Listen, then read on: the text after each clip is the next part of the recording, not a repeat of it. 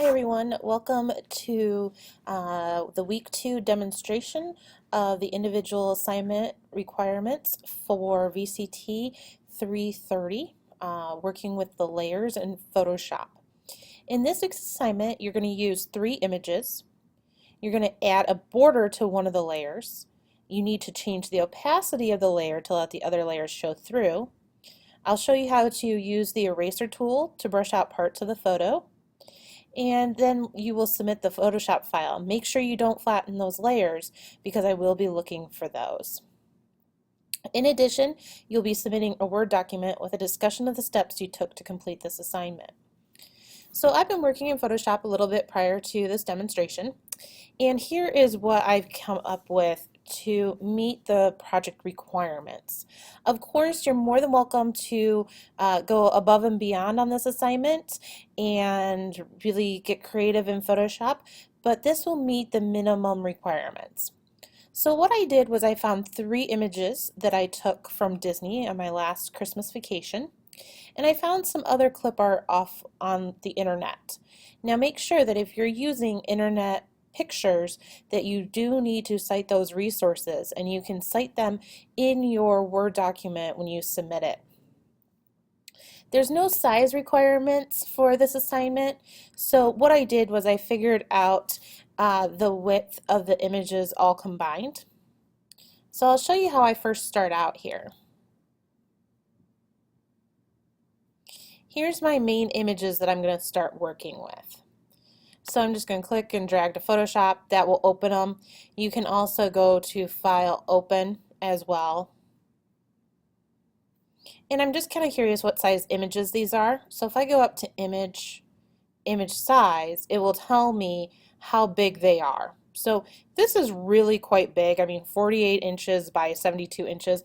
I really do not need something that big. Also, look at the file size. The file size is just huge. So I'm going to go ahead and resize this down. So maybe I want to go to something that's 10. Now, if these little links are here, it will actually proportionalize the image. So if I change this to 8, it will go to 8 by 12. So I might just do 8 by 12. I'll say, okay. So there's that one image. Then I'll open up my other image, and I'm going to do the same thing to it just because I see how big the file is, and I actually want to make it small. See how it goes from 51.3 down to 1.42? I'm going to hit OK, and I'm going to do this. This also goes along with our discussion we're having this week, is that I shoot with a digital SLR, so I do have it set on a higher file size and a higher resolution. So hit OK. And there's each one of my images. Now yours may vary in size, and that's okay as well. You could have just opened up the image and started working on that image and adding other things. How you get this started is really up to you. I was just looking at different ways that I might want to set up mine. So I have 3 images at 8 inches wide. My height was 12. So I'm just going to go ahead and do File, New.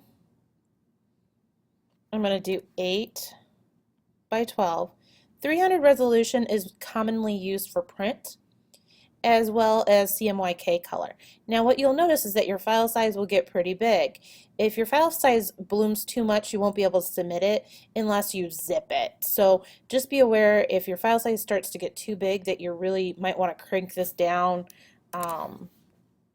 See how it goes from 300, it was at 33 megabytes, now at 72 resolution, it's 1.9. For the purposes for this class, you could definitely go down to 72 to make it a smaller file size, but just be aware that if you were to go out and print this, that 72 DPI is just really for screen resolution, so the print might not turn out the exact way that you want it to.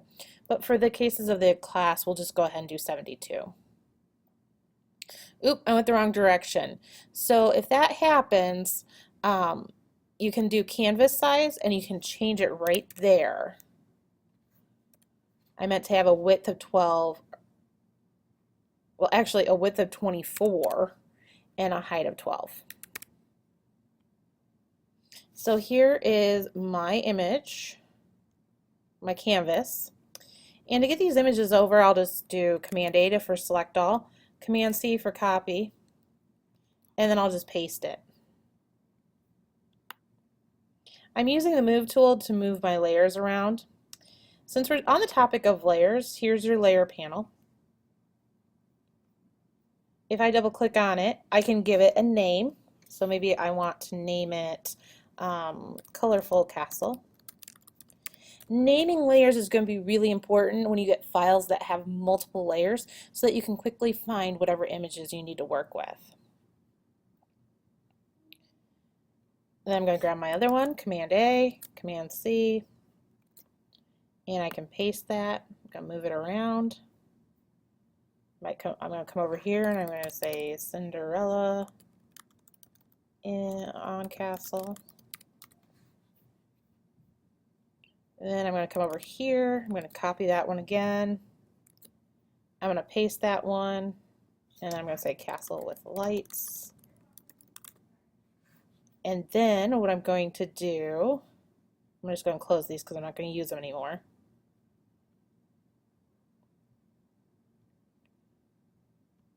So that gets my 3 images on my stage here.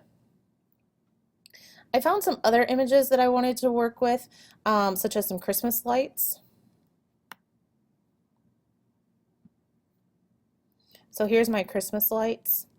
I'm going to do the same thing. I'm going to Command A and I'm going to copy it. And I'm just going to paste them right in. And you can tell how big they are. So if I do Command T, I need to be zoomed out a little bit. If I do Command T, and if I grab the corners, hold Shift, I can keep everything proportional. And that will resize these lights. And I'm going to use these lights as my border, but I also want to give my document a little bit of a bigger border. So I'm just going to go to Image Size. And if I give 2 inches, that will be 1 inch on each side. And there comes the border right around my image that I can then work with the background layer to make that border. So with my lights, I'm going to size them and I'm going to go ahead and just place them where I want.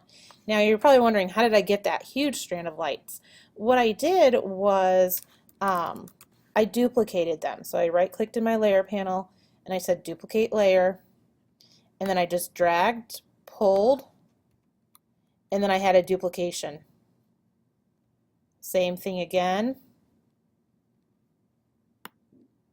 Dragged, pulled, duplicated it,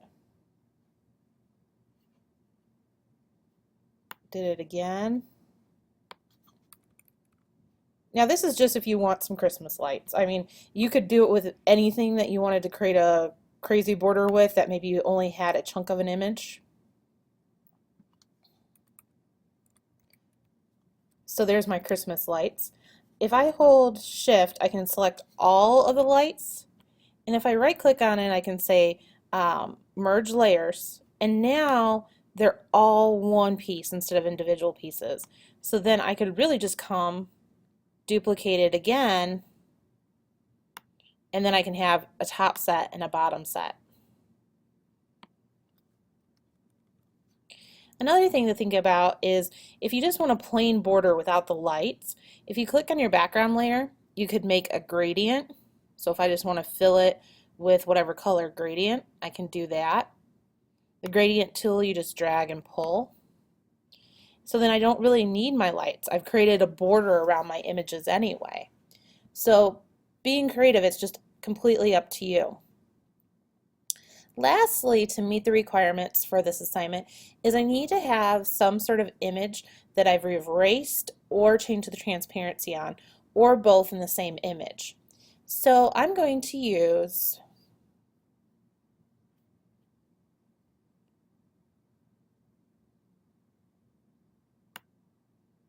I'm going to use my Ho Ho Ho, because what I want to show you is how to easily remove a white background or a straight out colored background.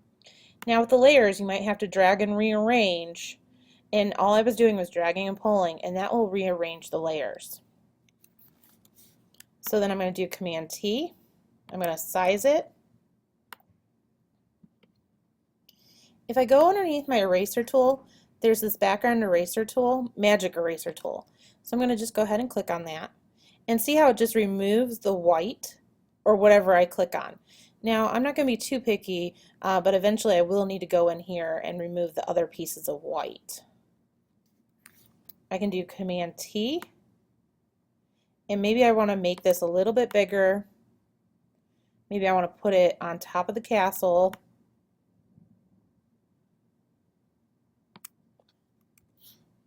I can then change the opacity. It's in the layers panel. I can turn down that opacity. Another thing you might want to play around with are these effects here. They're actually called blending styles. And you can change the blending styles and change the opacity if you want. You can add any effects you want. So maybe I want a little bit of an outer glow.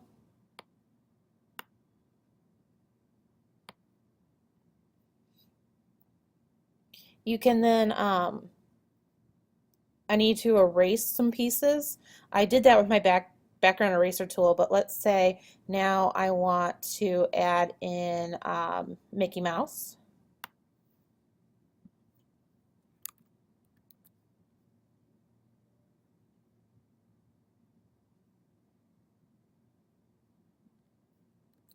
I can paste in Mickey Mouse. I'm going to do the same thing that I did with that magic eraser tool. I'm going to go ahead and knock that out. And then let's say I want to just erase his feet a little bit. I can grab the eraser tool. You can change it, so like if you want a bigger size or you want something that's a little bit hard or softer. I always like the soft brushes because it makes it look all feathered. So maybe I want to just have his feet feathered at the edge. That will erase it and his feet will be feathered. I'm going to go ahead and save this.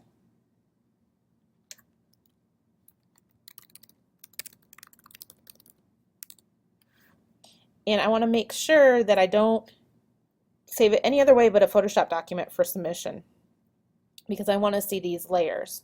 So maybe you want to go back and start cleaning up it. So maybe you want to say ho ho ho text,